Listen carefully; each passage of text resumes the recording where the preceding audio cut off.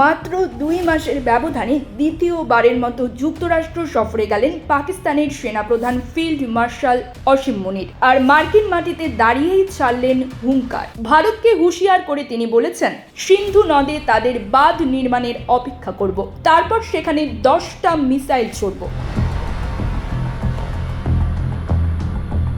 সফরে ফ্লোরিডার টাম্পায় তার জন্য একটি অনুষ্ঠান আয়োজন করা হয়। সেখানে ভারতের বিরুদ্ধে বিভিন্ন হুমকি দিয়েছেন পাক সেনাপ্রধান। তিনি বলেন, যদি পাকিস্তানের অস্তিত্ব হুমকির মুখোমুখি হয় এবং পাকিস্তান ধ্বংসের মুখে পড়ে, তাহলে পুরো বিশ্বের অর্ধেক ধসিয়ে দেব, এরপর নিজেরা ধ্বংস হব। তিনি মূলত এই অঞ্চলে পারমাণবিক যুদ্ধের হুমকি দিয়েছেন। অসীম মুনির বলেন, আমরা পারমাণবিক শক্তিধর দেশ। যদি আমরা মনে করি আমরা ডুবছি, তাহলে আমাদের সঙ্গে বিশ্বের অর্ধেককে নিয়ে ডুবব। চলতি বছরের মে মাসে ভারত ও পাকিস্তানের মধ্যে 4 দিনের সংঘাত হয়। এর আগে গত এপ্রিলে ভারত নিয়ন্ত্রিত কাশ্মীরের পেহেলগামে সশস্ত্র হামলায় 26 জন নিহত হন।